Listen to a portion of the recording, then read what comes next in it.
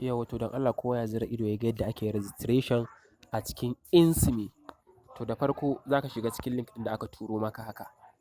Idan ka shigo cikin link ɗin da aka turo maka haka, the first wannan in ka tarar da number a ciki kawai kai deleting ɗin numbers, wannan password ɗin shi ma kai deleting ɗinsa. Sai ka dawo farko. Idan a misali sunanka Al-Mubarak sai ka saka Al-Mubarak. Bayan ka saka yanan gurin ka saka number waya. Misali number waya ka 0708899 ka saka number waya kenan ko? Sai ka dawo nan gurin ka saka password guda 6. For example za ka iya saka komai, za ka iya saka suna a password ɗin, za kuma ka iya saka number. To ni dai bari in muku misali gwargwaro yadda kuka gani. Misali password 1 1 2 3 4 5 6. To sai ka zo nan gurin inda ya ga an saka 02YI ɗin nan. To sai ka zo nan gurin ka saka inda aka saka please enter the graphic ɗin nan. Sai ka shiga. Sai ka saka 02YI. To amma ta iya yiwuwa ba wannan 02YI ɗin da haka ne ba. Kawai dai abin da ake so duk abin da ka gani a cikin graphic ɗin nan inda aka saka kawai ka kwafe shi. To bayan ka gama kawai sai ka zo ka yi haka. Kawai sai ka zo ka yi login haka. To ka ga ban yi daidai ba ma a graphic ɗin da na saka.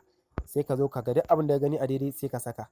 Misali ka ga I yanzu kamar I5 6 ina tunanin L ce wannan.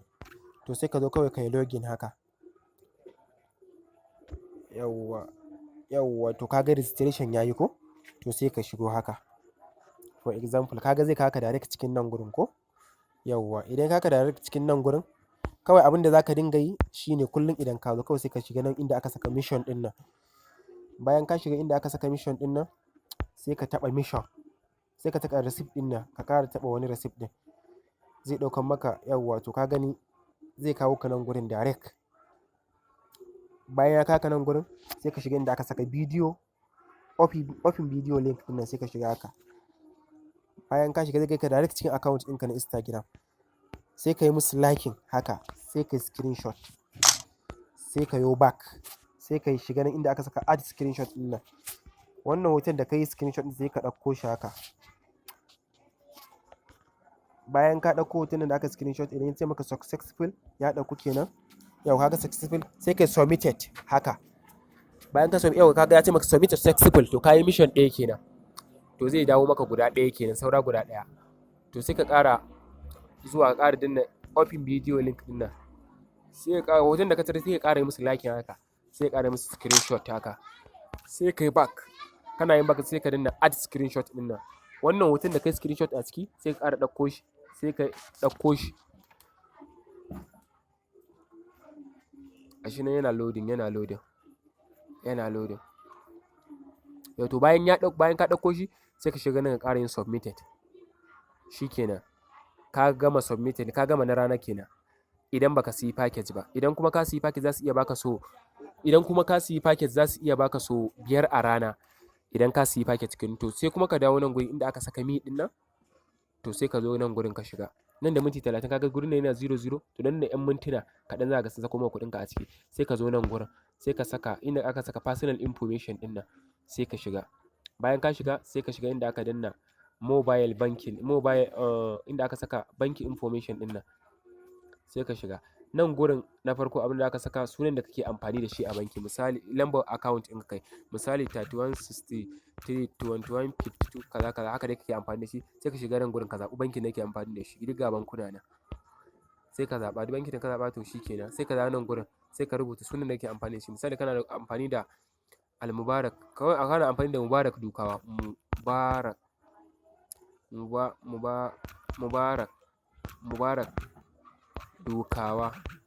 Dukawa. Ka gani ba sa ba da space ne. Kawai sai ka submit ta haka. Yau to kaga yayi successful kenan. Ya shiga. To sai kuma yadda ake yin withdraw. Yadda ake yin withdraw shi kuma sai ka zo nan gurin shi ma ka saka security code wanda za ka dinga yin withdraw da shi. Misali idan ka je yin transfer ta banki kana saka pin ɗinka ko to shi ma ne sai ka zaɓi lambobi guda 6 a nan. Misali ka ƙara saka da 1 2 3 4 5 6 nan ma ƙara sakowa 1 2 3 4 5 6 sai ka submit haka. Yau to kaga yayi ko? To masha Allah. So sai kuma haka yadda ake yin withdraw. Idan amsa ka zo withdraw, ka shigo account ɗin kana so ka withdraw ɗin kuɗinka in sun kai minimum naira 200 sai ka shiga nan inda aka saka mi ɗin nan again. Sai ka danna inscript wallet ɗin nan. Sai ka danna withdraw ɗin nan. To kana danna withdraw ɗin nan yawwa. Sai ka delete ɗin abin da ka gani a nan gurin. Sai ka danna adadin kuɗin da kake so. Misali kana so ka withdraw ɗin 200. Haka sai ka withdraw sai ka zo nan gurin. Sai ka zo nan gurin kuma password ɗin nan naka wanda ka saka a can gurin 1 2 3 4 5 6 sai ka shigo. Kana yin haka, kana yin submitted. To wallahi 20 ka gani sun ce mu ordinary user cannot be a withdraw. To sai to kaga abin da suke nufi kenan. To yanzu babu kuɗi a cikin account ina. Kuma sannan ni tun da ban sai package ba yanzu babu damar na yi withdraw. Sai idan na sayi package nake da damar da zan yi withdraw. To wannan shine gaskiya asalin yadda ake yin wannan abu. Dan Allah mutane a tsaya a yi wannan abun, akwai alfanu a cikinsa. Akwai ƙaruwa sosai a cikinsa. Na gode sosai wallahi.